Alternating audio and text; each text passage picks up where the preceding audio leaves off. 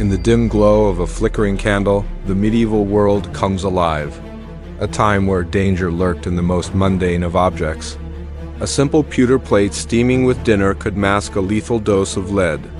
The once refreshing sip from a worn wooden jug might invite ghastly diseases into your body. Darkness was not the only peril, as smoky tallow candles cloaked homes in a choking veil. The medieval era was a place where survival meant navigating a landscape of hazards. A world grounded in mystery, where everyday items carried the weight of life and death with a whisper. Music. Embark with me on a journey back to a time when even the objects meant to provide comfort could harbor silent threats. Picture yourself settling into a medieval dining hall, the air thick with the aroma of roasted meats and freshly baked bread. Laughter cascading amidst the warm glow of flickering candles. The scene seems serene, yet beneath the camaraderie and merriment lies a silent danger poised on the very plates before you. These innocuous pewter vessels prized for their affordability and shining luster were a staple of medieval life. However, they bore a secret. Their very composition was a trap. The pewter of those times was not like what we use today. It was infused with lead, a choice born more out of necessity than ignorance, as lead made the alloy easier to mold. But it wasn't long before the mingling of hot stews and cooling plates became an alchemist's playground where invisible wisps of lead would seep into every bite. Imagine knight or maiden entranced by the immediate joys of the feast, unknowingly ushering this toxic element into their bodies with every mouthful. Over time, the symptoms of lead poisoning would whisper their malign presence. Headaches, fatigue, mysterious aches, even a gradual slip into madness. The devil in the detail was often overlooked as physicians bowed to the whims of humors and star signs, dismissing suspicions of the meal served as the source of malades. This tale of unwitting consumption paints a vivid picture of how deeply the tendrils of pewter's toxicity reached across societal strata. Nobles displayed their gleaming pewter as a mark of opulence, indifferent to the silent peril it posed. Meanwhile, in the bustling market streets, artisans and peasants alike exchanged these very items, unknowing that their cheap purchase came with a deadly cost. In homes small or grand, people savored hearty stews without realizing they also consumed an insidious poison. Little did they know the acids in their preserved fruits and spiced dishes intended to mask spoilage served instead to better unleash lead from its unsuspected bonds. Beyond these daily dangers, the long-term repercussions were equally troubling. For those in constant pursuit of battle glory, like knights beset by the clamor of feasting halls or monks steeped in prayer and gardens, the threat was universal. Even the most frugal of meals offered no reprieve from lead's cunning touch. Stories circulated of those overtaken by strange fevers and odd twitches, marking the beginning of a slow decline unrecognized by the ordinary eye. The knowledge that such delight carried dire consequences was deferred until much too late. Gradually, a shift in understanding dawned as the Renaissance kindled a new era of exploration and discovery. Pewter's poisonous nature began its slow retreat from the tables of Europe. Glass, porcelain, and safer metals started to replace this deadly ware, prompted by burgeoning scientific insights and the expanding quests of mercantile industries. The alchemists who once saw only transformation in their lead-lined pots eventually glimpsed its pitfalls, recognizing that the mysterious material was better replaced than revered. Pewter's legacy wasn't truly banished, but rather refined. Its lessons carried in hushed stories that spoke of both its remarkable utility and hidden danger. Rather than fading into oblivion, pewter transformed to serve more as treasure than a trap. A relic of history with its sparkling sheen unmarred by deadly contaminants.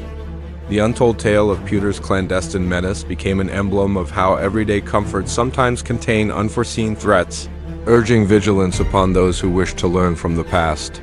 To visualize the medieval banquet anew is to see the knights.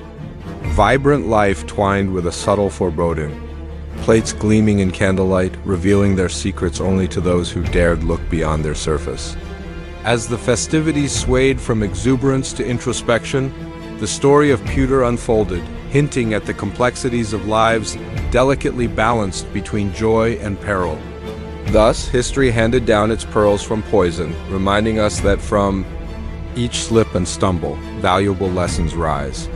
In conclusion, as we traverse these tales of objects fraught with danger, there emerges a deeper appreciation for the duality contained within these everyday artifacts.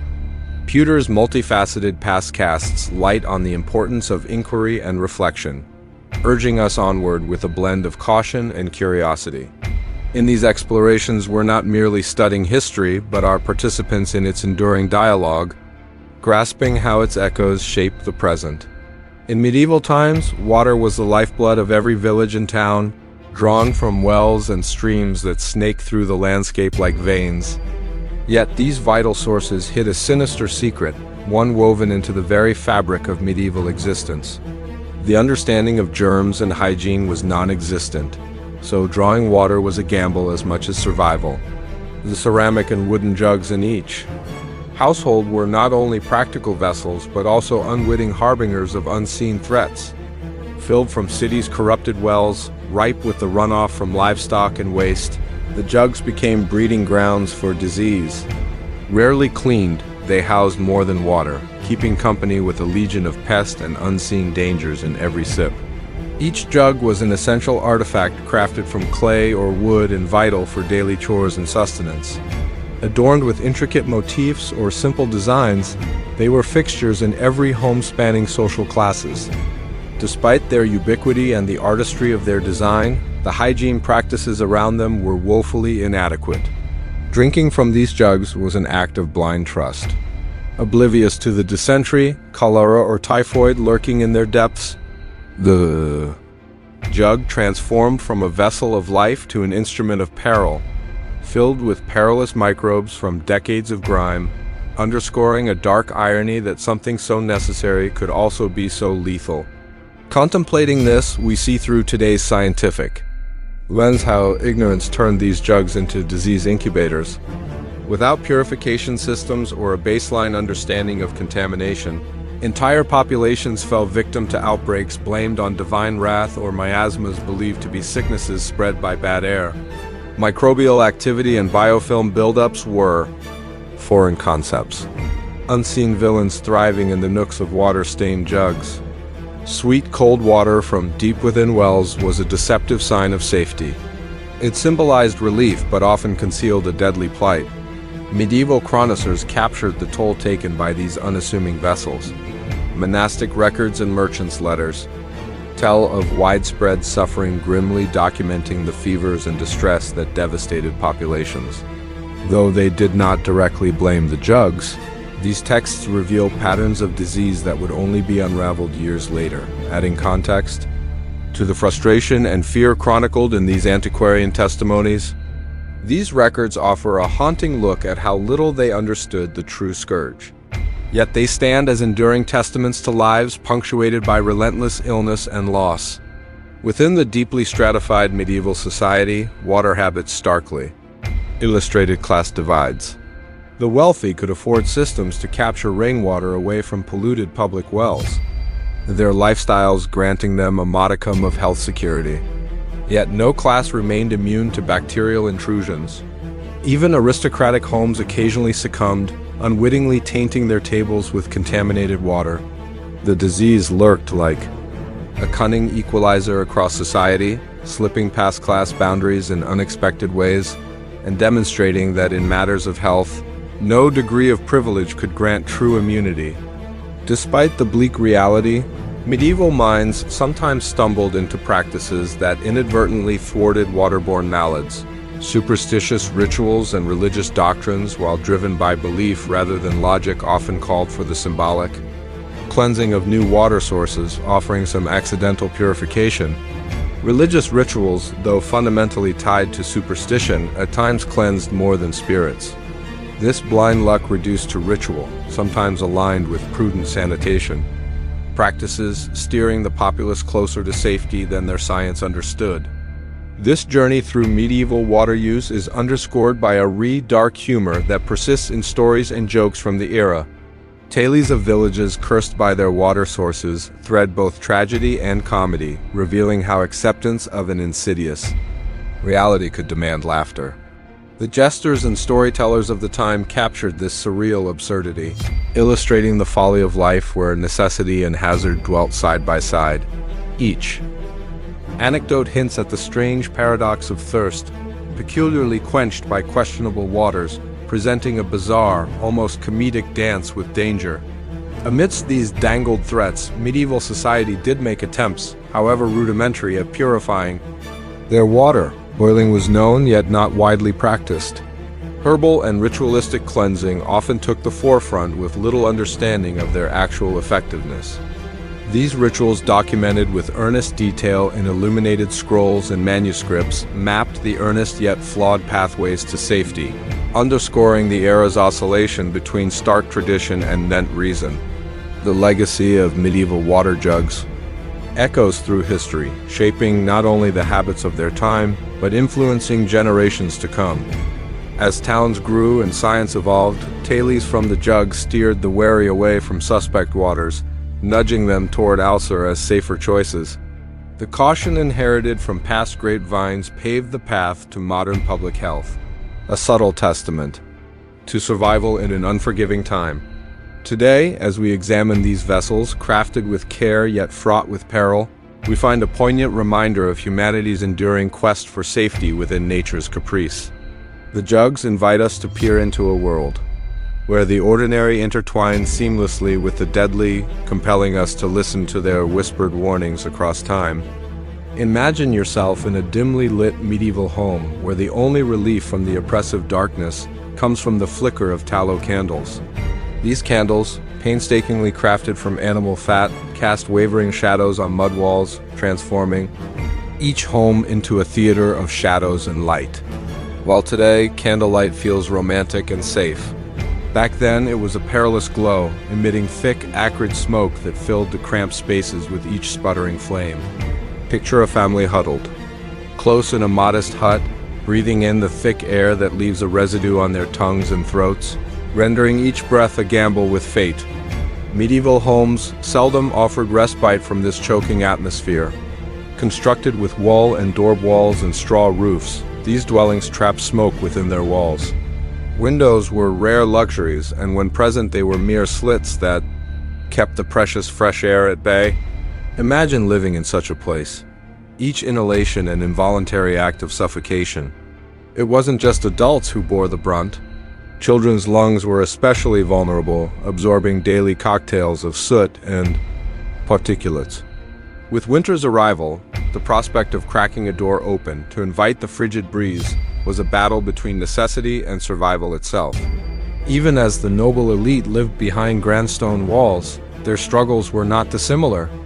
Though they enjoyed the relatively cleaner burn of beeswax candles, they too faced hazards within drafty halls. Placing candles near tapestries or silks posed the constant threat of conflation. An oversight could turn a showcase of wealth and light into a blaze, devouring the very symbols of nobility. Amidst wealth, the shadow of peril persisted, echoing the egalitarian nature of disaster that spanned both castle and cottage. In these medieval dwelling spaces, lighting candles was not merely routine, it was a serious ritual.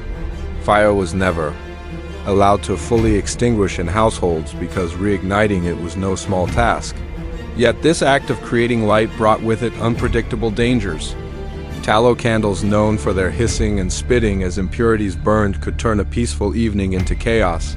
An unattended ember could ignite a straw mattress or wooden furniture, morphing a simple light source into an unwelcome harbinger of calamity.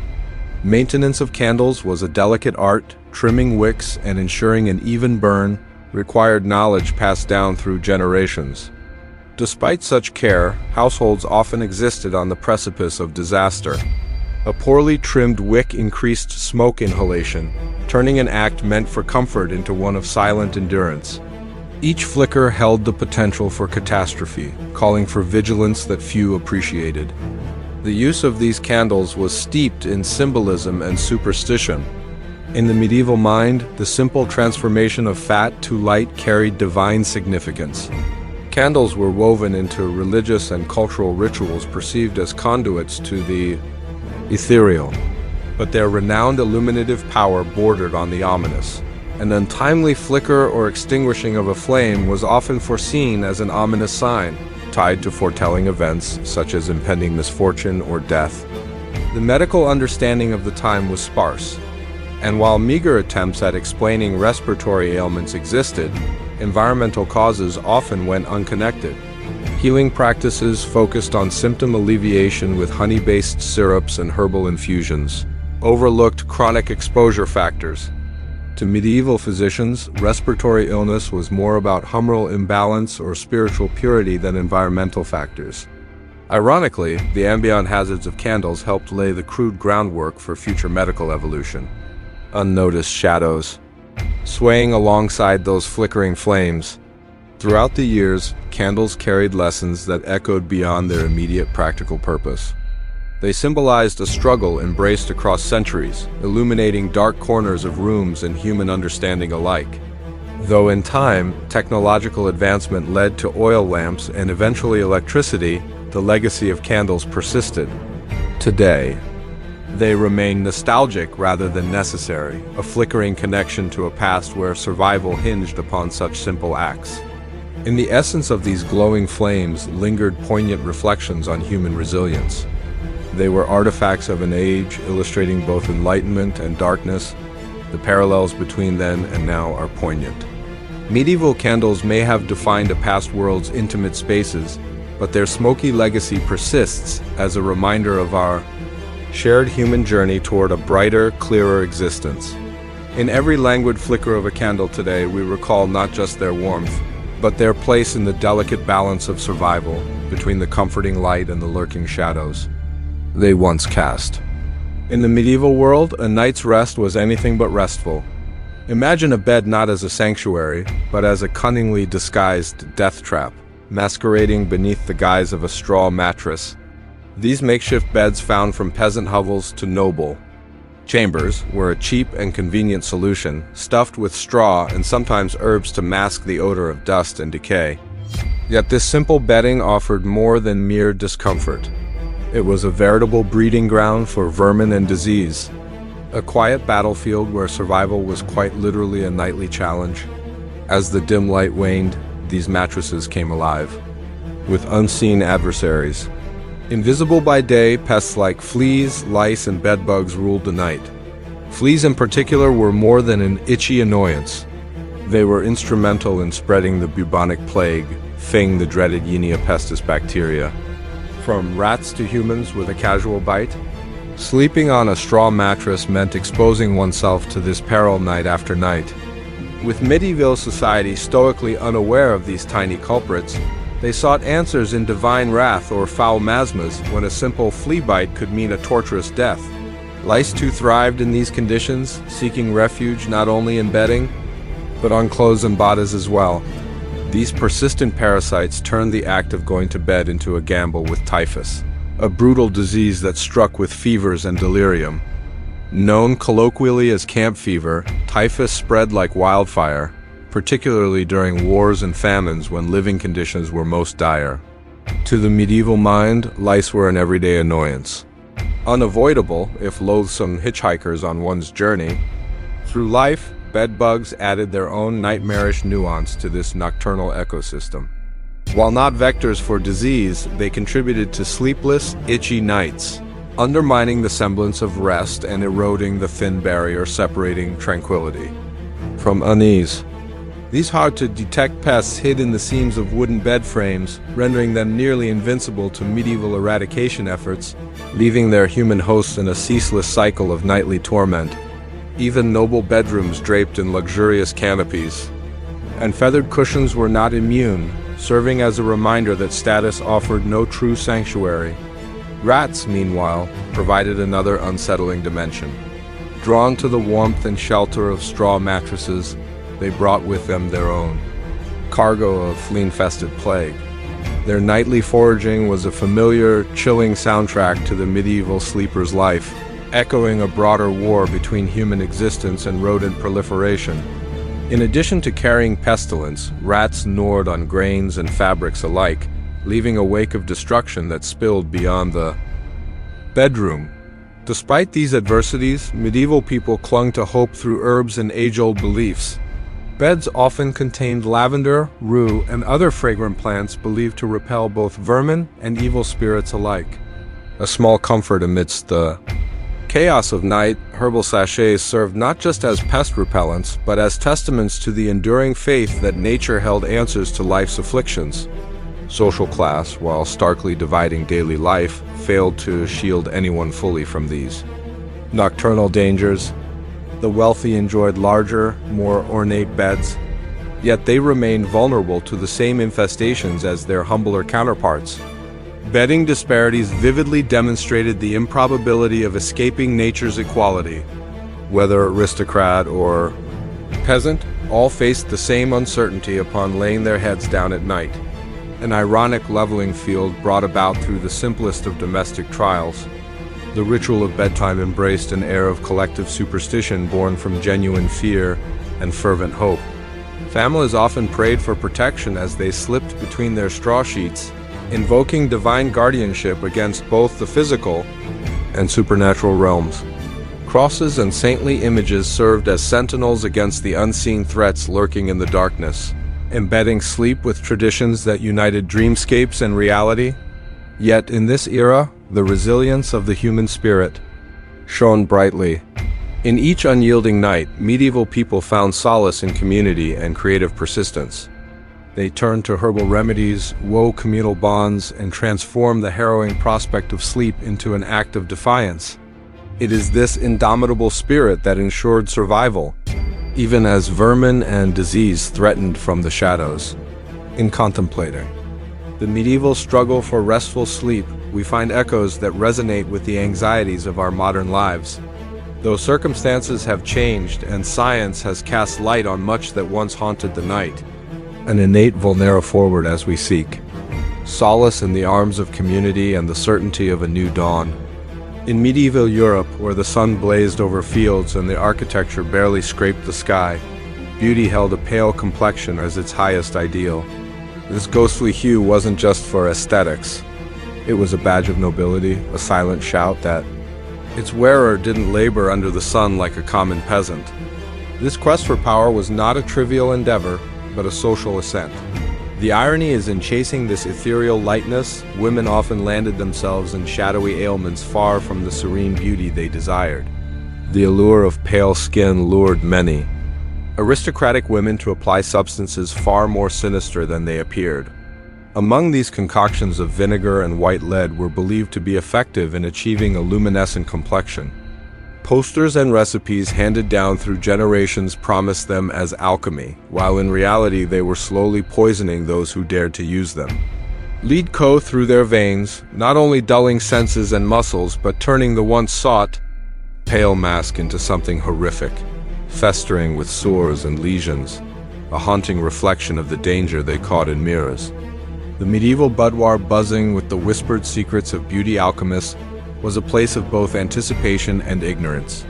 Venetian Susi, a mix of white lead and vinegar, became the staple potion for complexion perfection. Despite warnings from whispered voices and texts, a few brave practitioners documented cosmetic poisoning. The demand for this toxic brew overshadowed the risks. Women paid the price with paralysis, dulled cognition, and fatigue, aging prematurely despite their quest for eternal youth. Those who knew the risks remained few, drowned out by the deafening roar of societal demand for beauty. This thirst for approval, shimmering beneath the surface of every reaction to beauty rituals, was not merely personal but culturally ingrained. To step away from such stringent standards risked social exile. An immaculate facade was akin to armor in the grand courtly showcases. Yet these rituals were not simply applied. They ensnared women in a perpetual cycle of application and deterioration, controlling not only their appearance but dictating their time and activities. Though most were trapped in this cycle, there were whispers of another path. Amidst a Cacophony of lead and lies, small revolts simmered. Wise women oft mocked as witches, but cradling herbal knowledge.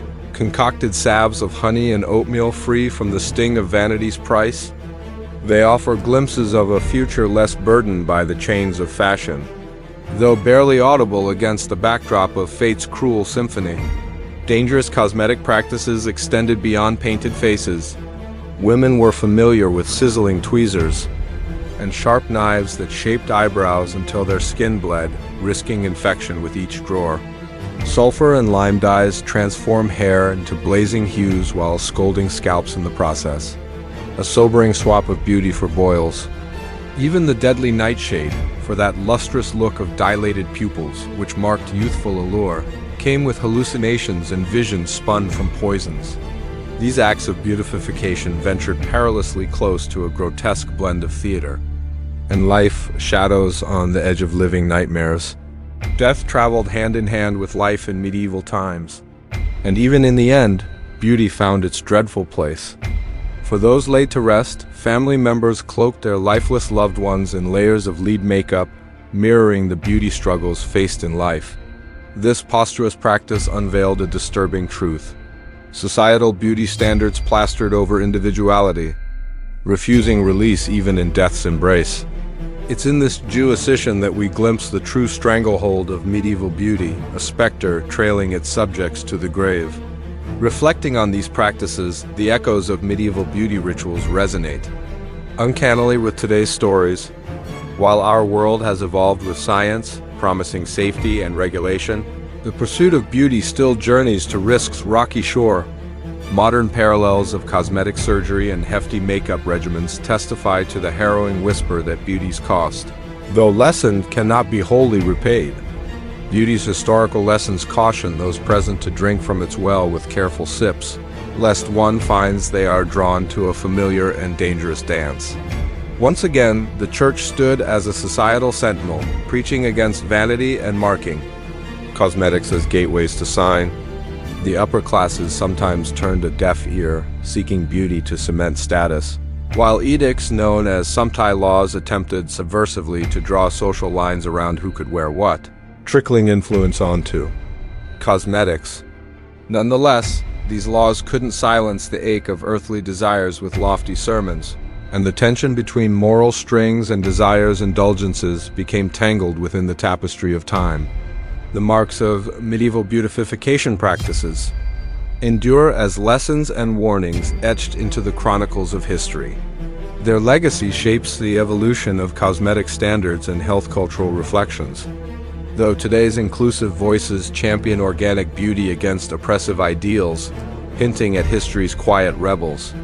From haunting powders to today's endeavors, humanity stumbles onward in its exploration of surface and depth, charm and peril, awaiting the day's narrator to brave firelight spins. Music. In the dim glow of a medieval dining hall, the table was set not with the implements we recognize today, but with sharp personal knives. These blades were not mere utensils. They were essentials embodying both dignity and danger in equal measure. Picture it. A vibrant feast filled with laughter and the clatter of metal, where every diner clutched a weapon capable of slipping from tool to thread in the blink of an eye. In a rough and unpredictable age, knives at the table were as indispensable as they were perilous. Medieval meals were robust, demanding sturdy cutting tools to break through thick meats and coarse breads. Forks, a rarity, and spoons reserved for specific dishes left the knife to reign supreme. Such a dining scene might seem distant, even unsettling from our modern perspective. Yet, it offers a fascinating window into an era of survival and ingenuity. Knives served purposes far beyond carving a roast. They were personal companions, always at the ready to assist in daily tasks, defend one's honor, or even lead to a sudden spill of blood over dinner-time disputes. Dining with knives represented more than practicality. It exposed the era's inherent risks. Kitchens of the time, shadowy and rudimentary, were fraught with potential mishaps. Blades, often dull, meant to cut food, might just as easily slice skin. In the bustle of meal prep, a distracted hand could swiftly turn to tragedy, transforming a joyous gathering into chaos. The blade in hand at supper illustrated the medieval world's ceaseless dance with danger, where even the act of eating bore hazards as sharp as a knife's edge. The everyday use of knives reflected societal standards as much as eating habits. In a world where hierarchy dictated every facet of life, a blade was also a mark of status. Nobles might wield daggers adorned with intricate designs, showcasing wealth and heritage. Meanwhile, the common folk made do with simple utilitarian pieces, emphasizing necessity over luxury. Yet, in a surprising twist, the knife was an equalizer indifferent to class lines. Whether grasped by noble hands or calloused peasant fingers, a knife was a ubiquitous constant that turned every meal into a reminder of life's precarious balance. The combination of sharp steel and strong ale often turned feasts into risky ventures. Medieval revelry, complete with tankards overflowing and spirits high, blurred the line between festivity and folly. Patron senses dulled by drink could lead to frayed tempers and careless hands, turning tables into scenes of sudden strife. In a land where vendettas simmered under the surface, knives in a room full of rowdy diners could escalate quickly from cutlery to combat. Shadowy corners and flickering candlelight added to the unpredictability, proving that the joyous clanganger of a celebration could just as easily harbor the menace of a blade. There was no escaping the danger posed to the youngest members of medieval households. Imagine a curious child drawn to the gleam of a knife handle, unaware of its deadly potential. In homes bustling with activity and free from modern childproofing, a moment's inattention might lead to disasters ranging from minor cuts to grievous injuries. The resulting chaos from such accidents was not only immediate but could carry long-term consequences, reshaping familial roles and futures. In this delicate dance with danger, even the cozy heart of the home became a testament to life's caprices. Knives also played roles beyond the dining hall, entrenched in the realm of justice and retribution. These blades often form part of personal vendettas, lending their sharpness to feuds over honor and legacy. Medieval justice was swift and brutal, with knives as silent witnesses to tales of vengeance where disputes ended not in courts but in blood-soaked retribution. They were often the silent antagonists in stories where honor and survival demanded a price paid in steel. As time rolled on, a new utensil began to make its debut, subtly shifting the landscape of dining. The fork with its two prongs emerged from the intricate society of Byzantium and slowly gained ground in parts of Europe. It offered a safer, more refined alternative to the ever-present knife, changing the very nature of dining rituals. Initially scorned as nothing but a frivolous luxury, the fork slowly gained acceptance, nudging culinary practices towards greater safety and elegance. Gradually, it symbolized a shift in societal values, prioritizing caution over tradition, an evolution that still resonates in modern dining conventions. Reflecting on knives at the medieval table reveals more than just a historical quirk. These blades encapsulate the era's intricate weave of survival, status, and danger, capturing the duality of life where the mundane and the menacing coexisted uneasily. Every meal, imbued with the potential for unexpected turns, mirrored the broader uncertainties of the medieval experience. These sharp-edged companions, with all their contradictions, offer not only a glimpse into a world of harsh realities, but also enduring insights into humanity's long-standing balancing act between risk and innovation, illuminating the delicate tapestry of our shared history. In medieval Europe, the mundane chamber pot was a fixture in every household. From humble earthenware to ornate porcelain crafted for the well-to-do, bedrooms concealed these essential pots, ensuring easy access for their predictably unpleasant tasks. Without a central sewage system, urban dwellers had no choice but to dispose of waste straight out of their windows, leaving streets under a constant assault of unmentionable matter.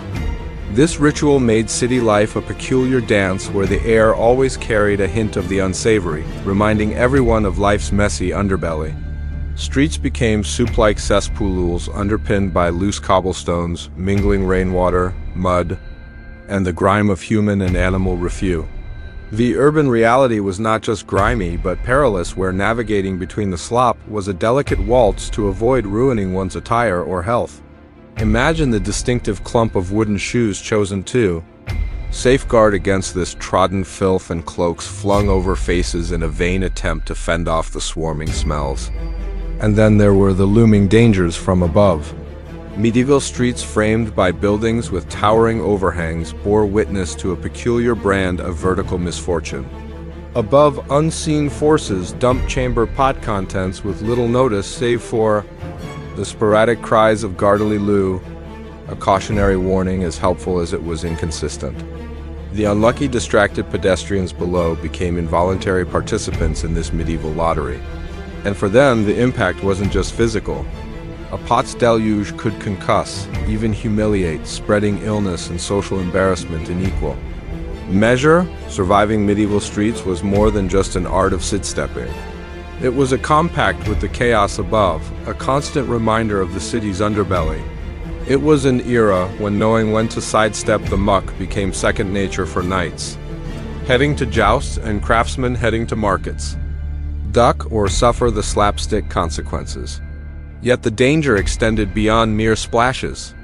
Open disposal contributed directly to the contamination of water sources. Even with access to nearby rivers or springs, towns heavily relied on wells shared by many where, despite preventative measures, waste often leached into these essential veins. The resulting corrupted water bore pests, typhoid, cholera, dysentery, all unmerciful killers of the era. Townsfolk faced this invisible enemy with naivety, intuiting connections between waste and disease only when outbreaks churned through. The populace like grim reapers.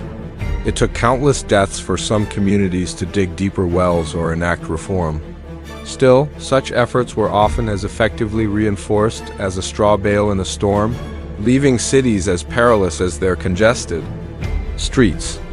Attempts for order fared little better.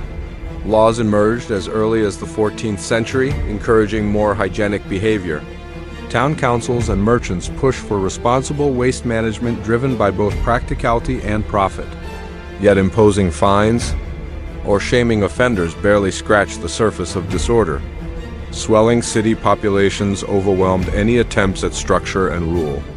Despite articulated enforcement, ingenuity often lay with street vendors, subtly ignoring regulations or city councils bogged down by the sheer tide of bodies flowing into urban centers faster than laws could adapt.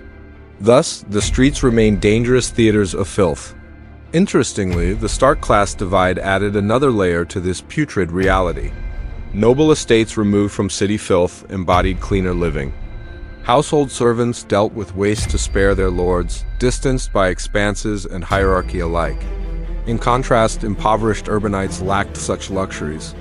Forced to manage waste through resourceful but unsophisticated means, a slap in the face symbol of status or the lack thereof, waste was no longer just waste. It became a social stratification tool.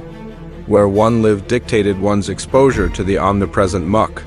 Even if waste ended up uniformly outside, the groaning of the pipes above made clear, rank had its inadvertent advantages. A societal quirk, twisted as it was ironic. Cultural views on cleanliness only muddied these waters further. For medieval societies, purity was less about visible dirt and more about spiritual and moral ethos. Bathing rituals differed drastically across Europe, with some fearing water's alleged harm, opting instead for rituals that spoke to inward cleansing. Northern Europeans embraced steam baths, valuing the purification of sweat, while public baths elsewhere emphasized a communal approach to hygiene. So, as residents grappled with the limited knowledge of sanitation, superstition provided a balm, a shared experience that could almost distract from the inevitable persistence of filth around them. In a world where muck was ubiquitous, it bought a warped sort of peace. Away from urban chaos, rural areas displayed different approaches. Agricultural communities ignored city customs, treating waste as a part of life cycle, transforming excrement into fertilizing material. For villages, smaller waste outputs allowed eco-integrated solutions, finding some balance with nature's messiness. Though standards varied widely, these personal waste strategies effectively managed the back-to-the-land ethos of subsistence cultures far removed from city noise. Still, rural areas were not unblemished by hygiene failings, but they showed a blend of innovation masked by necessity. Intriguingly, while Europe battled filth, other cultures surpassed medieval waste woes. Islamic cities embraced sophisticated sanitation systems, while East Asian societies utilized waste as fertilizer, an early nod to sustainable practices. Confucian philosophies imbued cleanliness with profound social implications. In contrast to the hamstrung attempts of medieval Europe, these cultures demonstrated alternate paths, offering insight into how society could interact with urban challenges. Their tales are touchstone reminders of resilience amid chaos, of how success does not always equate with progress, and how our current urban landscapes owe much to history's missteps. In medieval Europe, the allure of fashion often masked a sinister underbelly of discomfort and long-lasting harm. Enter the world of pulaines, those elongated pointed leather shoes that served as emblems of status and style. Strutting about with extended tips was all the rage among the medieval elites. With the length of the point signifying one's social standing, knights and nobles would flaunt pulaines with audaciously long tips, some even extending up to 2 feet. However, beneath this pomp lay a design so unkind to the human form. Walking in. Pulins was no easy task. The exaggerated points prompted a peculiar gait that distorted posture and balance. The shoes elevated heels unnaturally, tilting the body in ways that strained backs and legs. Despite their decorative allure, pulaines compelled feet into unnatural positions, compressing the toes, warping bones, and binding joints until chronic foot ailments become the unavoidable consequence. With time, merchants in cities might discover themselves developing painful deformities like bunions. Ironically, as these shoes elevated their wearers in social standing, they simultaneously undermined physical health. In a curious twist of practicality, some believed that pulaines offered benefits to riders, the long points allegedly enhancing control in the stirrups. Others contended the slim tips navigated crowded streets with ease, cutting through throngs like a sleek blade. Yet this was largely illusory. The awkward, cumbersome footwear was hardly the ally in emergencies that required swift, agile movement. Cobblestone streets posed formidable obstacles as the long toes would catch on uneven surfaces, turning a simple stroll into a hazardous endeavor. Accidents were frequent, resulting in twisted ankles and embarrassing falls. These shoes may have signified a certain Renaissance indulgence, but they told a tale of misplaced priorities and physical sacrifices made in pursuit of style. The legacy of poulin marked not just society, but the human body. Chronic use deformed bones and altered the body structure. Bones warped in their quest to accommodate the unnatural posture, twisting ankles, knees, and spines into misalignment. This grotesque transformation didn't end with cosmetic disfigurement. It deeply affected everyday life. People stumbled through, routines bearing the heavy burden of their fashionable choices. Such deformities often carried social consequences. Medieval communities, communal as they were, could be harsh environments for those whose bodies bore such afflictions. Society attached stigma to these markers of high status, leaving many at the mercy of harsh remedies that offered no real relief.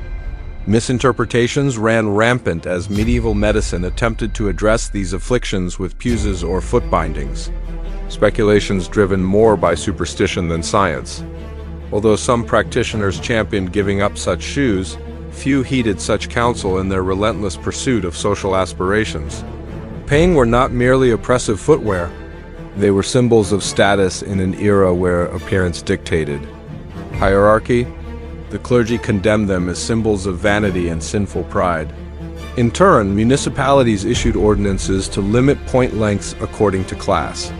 Ironically, this only fueled the creative lengths to which people would go in their determination to bypass the mandates. Neither ecclesiastical pronouncements nor secular authorities curbed the trend. Even when outlawed, pulaines found ways to persist, standing as symbols of humanity's enduring quest for aesthetic supremacy. Buried beneath layers of history, the remnants of Pulanes tell of a culture reckoning with the clash between form and function. Archaeological finds reveal how medieval craftsmen poured artistry and care into creating these fashionable shoes, crafting them to endure for generations to come. Though their prevalence has long waned, their ghost-like echoes continue to intrigue designers and historians alike. These shoes remind us that while fashion is fleeting, its imprints leave enduring marks on both the body and culture. Medieval foot fashion teaches invaluable lessons on how expressions of identity leave ripples across the passage of time. These illustrate the ever-present struggle between personal well-being and societal expectations. Today, similar pressures exist as society navigates high heels and fashion-driven transformations, echoing the struggles of our predecessors. In charting the story of pain, one thing is clear. Fashion without consideration of health can lead to unintended consequence. By embracing moderation and prioritizing well-being, the lessons tucked away within history's ornate drawers urge us all to traverse carefully through the annals of cultural expression, inviting introspection as we edge closer to finding a timeless balance. In the medieval world, grinding mills were more than just machinery. They were the heartbeats of communities, humming with life and laden with danger. These colossal stones, often crafted from tough granite or basalt, turned relentlessly to crush grains into the flour that sustained entire villages. Their rhythmic clatter was a constant presence, an unyielding reminder of both bounty and peril. Operated by skilled millers, these machines were a marvel of human ingenuity, a transformative step from hand grinding to mechanized milling. Yet, within their massive structures lurked silent threats that belied their life-sustaining purpose. Millers held a curious position in society, both respected for their deep understanding of these mechanical beasts and viewed with a hint of suspicion. Their expertise was vital, ensuring that grain became the flour essential to life. However, their proximity to power came with ominous risks. Whirling stones and grinding gears could, without warning, turn a moment of inattention into a fatal mistake. Loose clothing, a slip of a hand, or a momentary lapse could result in horrific accidents, converting the machinery from saving to slaying. The air in a mill was thick with flour dust, a fine mist that, while invisible, was a relentless assault on the miller's lungs. Days spent inhaling these particles often led to debilitating respiratory issues, a slow, choking descent into illness. Young apprentices, eager yet often ill-prepared, stepped into this world of hidden hazards under the watchful eyes of seasoned millers. These boys learned quickly that every task carried life or death stakes. Handling heavy sacks of grain, maintaining the relentless machinery, they walked a tightrope over potential disaster every day. The stories of crushed limbs and tragic accidents were whispered tales, serving as grim lessons in caution and respect for the unfailing iron and stone. This dance of skill against fate was a brutal introduction to the truths of survival in a medieval trade. Historical accounts reveal the mills as stages for daily drama and occasional catastrophes. One chilling tale describes a young apprentice, his spirit bright yet careless, caught in the unforgiving gears by a loose garment. The machinery, heedless and monstrous, ended his life in an instant. Such stories spread through villages like wind, a mixture of horror and cautionary tale, ensuring the community remembered the potential violence lurking within the mill's hum. Life around the mill was a testament to this coexistence of fear and necessity, an intricate weave of survival, caution, and relentless progress. Mills represented an intricate duality of life and death. Positioned by rivers to harness their energy, they embodied the cycle of life. As day turned to night, parents shared tales of spirits and deities that took residence in these mechanical behemoths, whispering of both benevolence and malevolence. The mythology of mills intertwined with their physical purpose, instilling a deep-seated respect and fear for the unseen forces believed to guide their motion. The health risks of flour mills were insidious offenders. The ever-present dust settled into bodies, leading to chronic coughs, asthma, and worse as millers breathed daily in a cloud of fine powder. This silent threat, coupled with physical dangers, marked the millers with scars both seen and unseen. Yet they continued, driven by necessity and steered by resilience, embodying a struggle against the harsh realities of their existence. Over time, the growing understanding of milling dangers prompted incremental improvements in safety.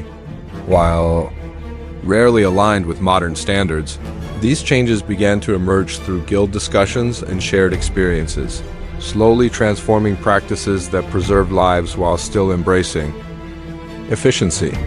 Millers began to adapt more cautious designs, implementing guards and diversifying gear layouts. Alongside, apprentices received more thorough instruction, learning from mistakes of the past to tighten their dance with destiny. The legal entanglements of milling were a complex web of responsibility and accountability. Accidents could lead to severe legal consequences for millers, underscoring the precarious balance between economic survival and personal safety. Cases etched into the legal system became strange bedfellows of progress, gradually shaping accountability standards within the milling trade. This harsh learning curve was crucial, reflecting a broader societal shift towards understanding and codifying safety and survival in the face of industrial progress. Culturally, mills became more than tools. They turned into powerful symbols.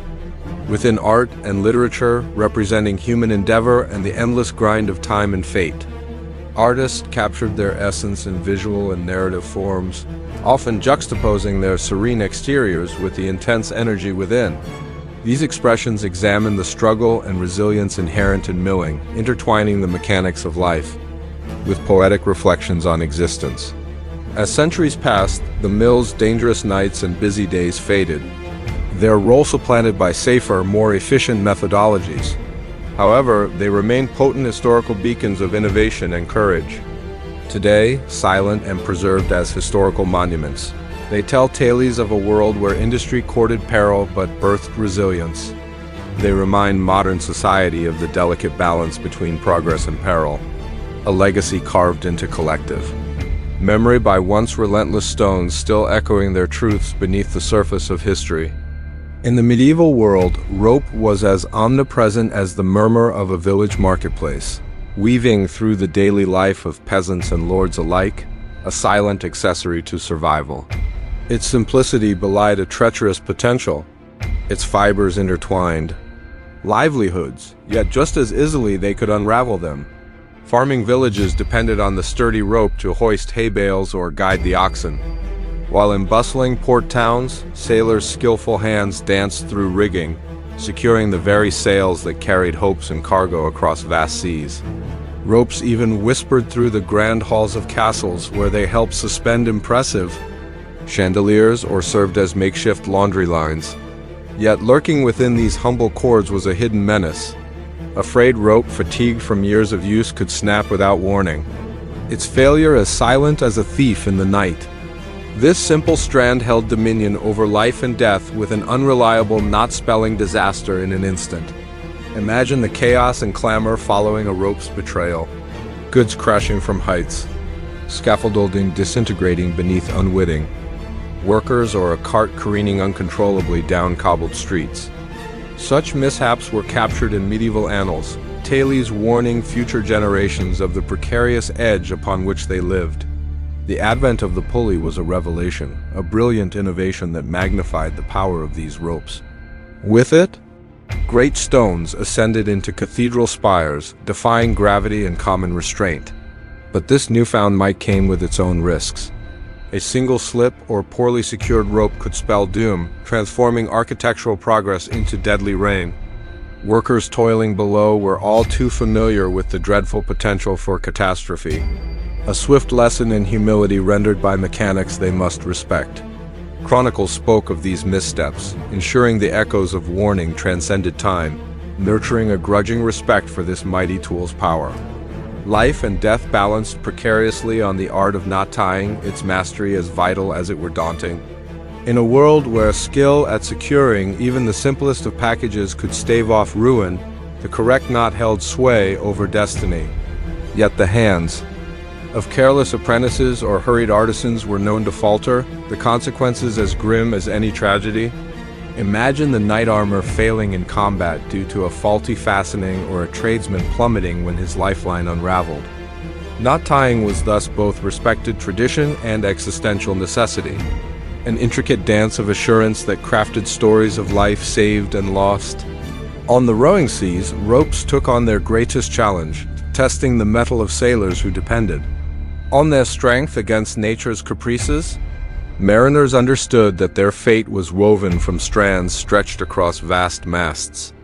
The ropes as much a lifeline as the swarthy vessels beneath their feet, yet danger loomed with each storm. SNAP line unleashed chaos, a wild sail snapping violently or worse, a mariner claiming the depths as his anchor failed. The sea is a cruel lover teaching harsh lessons, offering salvation through perilous embrace. On the battlefield, ropes were the seaness of siege engines, making them instrumental in conquest as iron and strategy. Catapults and battering rams relied on ropes for their might, their failure transforming assault into tragedy. Surrounded by chaos, a misplaced knot could mean the difference between crumbling walls and reinforced defenses.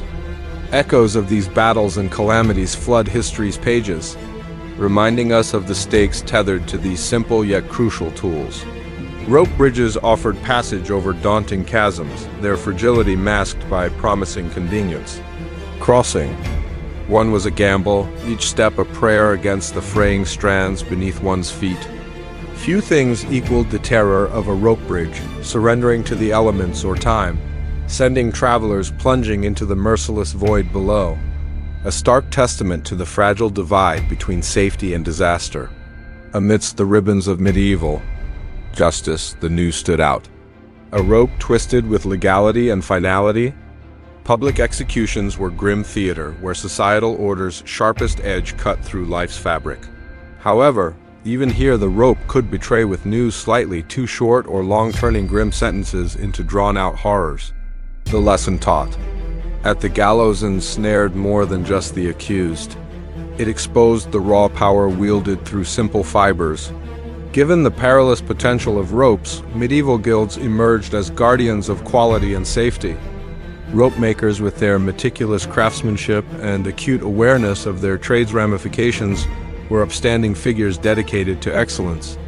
Under their guidance, apprentices learned to manipulate strands, producing ropes with integrity. This commitment to quality ensured ropes reliably bore the weight of hopes, lives, and dreams suspended in trust. Throughout villages, cautionary tales of doomed knots and ill-fated spans made rounds, casting a web of folklore memorialized in both story and song. These tales served as reminders, humility, and acute respect for the modest rope could stave off disaster. In the intertwining strands, not just an implement, but a conduit through which humans cradled ambition, danger, and community. In the unassuming rope, we see a mirror of humanity, binding us across centuries. Ours is a history interwoven with complexities that defy the simplicity of fibers. Yet within them resides universal themes of survival and connection. As we loosen the final knot on this tale, I invite you to reflect on the enduring legacy of this modest craft. If you found our exploration of these medieval marvels captivating, consider liking and subscribing for more journeys into the fascinating annals of history. Reserved lives while still embracing